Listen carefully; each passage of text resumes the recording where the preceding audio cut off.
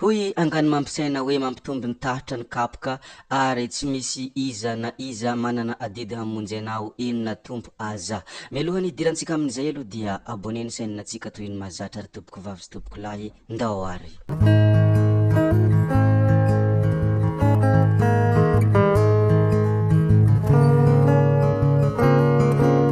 Anisany mampiavaka an'ity namana ity moa dia nohony izy be conseil ary be toro-hevitra omena ny malagasy namany ary indrindra mampitovy fijery amin'ny ireo malagasy maro analikisa izay miaina tanteraka ao anatin'ny fantrana nefa te hivoatra ary te hiavaka amin'ny tsara. Anisany tarigetrany raha te moa ny hoe sahia miavaka amin'ny tsara ary izay no mampiavaka an'ity namana angano mampisaina ity. Hasina moa ny tena anarany fa mitondra ny anarana hoe angano mampisaina izy ao anatin'ny pejy izay anomezany izany torohevitra rehetra izany. Anisany torohevitra voalohany izay nomeny moa ity torohevitra ity ary anisany tena hoe torohevitra izay tsara indrindra ity torohevitra ity ka tiako ihany koa ny mizara aminareo ny torohevitra izay nomeny izany namana hasina na hoe angano mampisaina izany. Hoy izy dia ny hoe miandrandra famonjena ve ianao, tsaro fa tsy misy na iza manana adidy hamonjy anao, eny tena tsy misy tokoa. Eny na tompo aza mino afa tsy adidiny izany satria efa nomeny anao ny fiainana anao no manatsara azy. Na tompo aza dia tsy manana adidy hamonjy anao, izany no fanambarana izay nataony. Tiako be ity fanehoan-kevitra ity ary tiako be ity sosikevitra ity satria maro ny amintsika malagasy no mieritreritra hoe ny zavatra rehetra dia tsy maintsy omen'Andriamanitra ary Andriamanitra no manapa-kevitra hoe atsaraina ny fiainan'olona anankiray ary raha ohatra tsy atsaraina dia tsy ho tsara mihitsy na dia misy ezaka manao akory aza.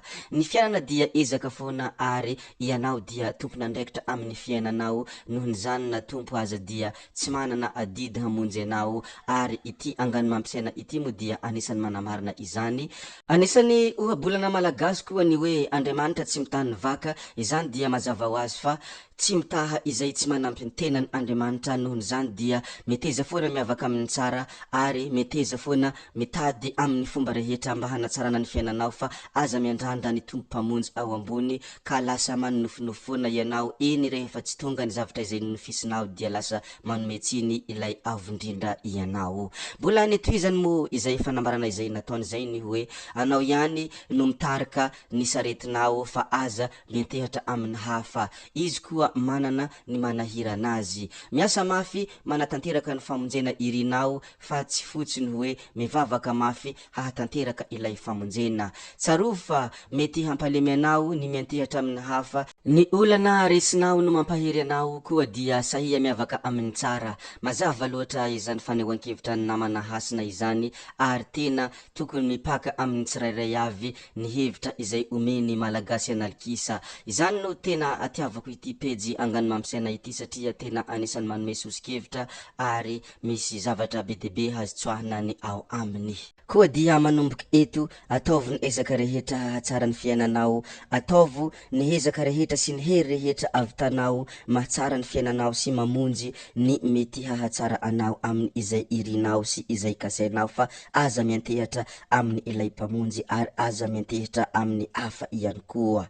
Ka rehefa manao izay ianao dia tsy manome tsiny olona ary tsy manome tsiny ny avondrindra fa ianao dia mahatsapa fa manana adidy amin'ny fiainanao. Raha tsy miasa mafy ianao dia tsy ho tanteraka izay kasainao, raha tsy mandinika ny zava-drehetra mba hampiroborobo ny fiainanao ianao dia hijanona mahantra mandrakizay. Ary misy lesona faharoa izay nomeny angano mampisaina ary mbola asina ihany no nanome an'izany. Anisany tsara indrindra koa ity hafatra ity, anisany tsara indrindra ity torohevitra ity. Ity moa dia miantefa amin'ny ray aman-dreny rehetra ary miantefa amin'ny tanora rehetra izay mbola ho ray aman-dreny koa dia ataovy lesona ity zavatra ity.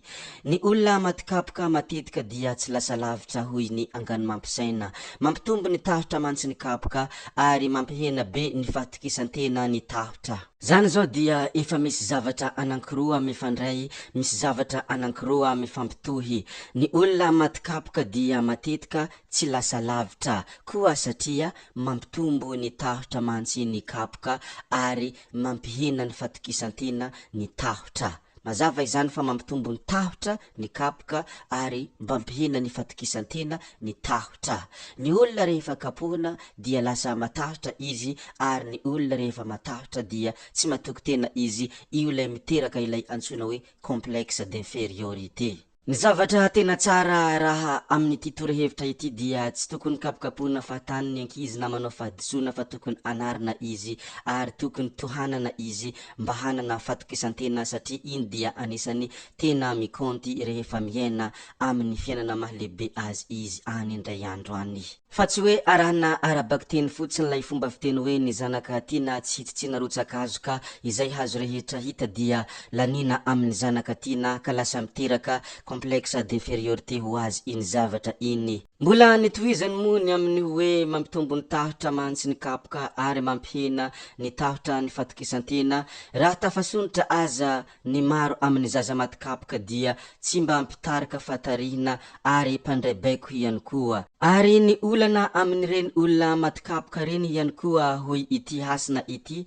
tsy mba mpitarika loatra fa fatra-panompo ary fatra-panoa satria matahotra lavany ho voaroaka sy ho voatsindry izy. Frein ny kapoka fa ny fampirisihana kosa no accélérateur. Iza izany no mila atao betsaka, frein ve izany hoe kapoka sa fampirisihana le hoe accélérateur. Mazava ho azy fa mila accélérena ny zaza ary mba ho kinga izy amin'ny fiainana rehetra izay ataony, mba ho kinga izy amakivaky ny olana rehetra ao aorina kely ao. Noho zany dia be de be ny zavatra mila miova amin'ny fitaizana ny ray aman-dreny, be de be ny zavatra mila ovaina, mila omena hery izy reo fa tsy hoe entiny fo noho ny ditran-jazaka kapokapohina fahatany nefa iny dia misy zavatra be de be manindry ny sainy ao ka lasa misy fiantraikany amin'ny fiainany izay iainany rehefa mamelony tena izy. Ary anisany nolazainy ihany koa ny hoe ekeko ary marobe ianareo ny tsy hitovy fijery amiko ary ekeko izany maro koa ny malagasy mahantra sy tsy lasa lavitra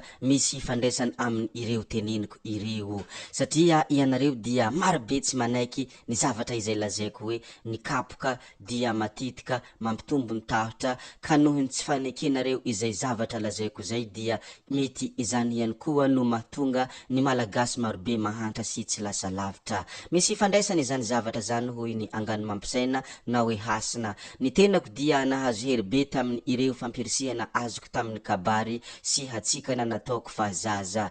Isan'ny asako izao ny mamadika tanora ho lasa mpitarika koa dia sahia miavaka amin'ny tsara, sahia manova fijery hoy afatra izay nomeny angano mampisaina ho an'ny vahoaka malagasy izay mpanaraka azy ao anatin'ny pejiny. Zay sy zay mo ny hafatra izay nomeny namana hasina na hoe angano mampisaina ho an'ny malagasy, atako angamba fa ampitiavana izany hafatra izany ary raiso zay azo raisina, alevo zay tianao fa mety aminao sy hitanao fa tena ilainy ny fiainanao koa dia tsara izany miavaka amin'ny maro zany, tsara izany miavaka amin'ny tsara sy manova fijery izany. Apetraka atsika hatremo ny mikasika aniny, atako angamba fa azonareo ny zavatra izay naparitako ho anareo koa dia amin'ny manaraka indray no manao ny misimisy ankasitrahana eram-po eran-tsaina ianareo na vitany hainy ny video hatramin'ny farany ary mbola iangaviana foana ny hanaraka ny video manaraka zay fa hodia fa saodia fa ianareo kosa mazotoa amin'ny zavatra rehetra izay atao gaby oie. Ciao ciao.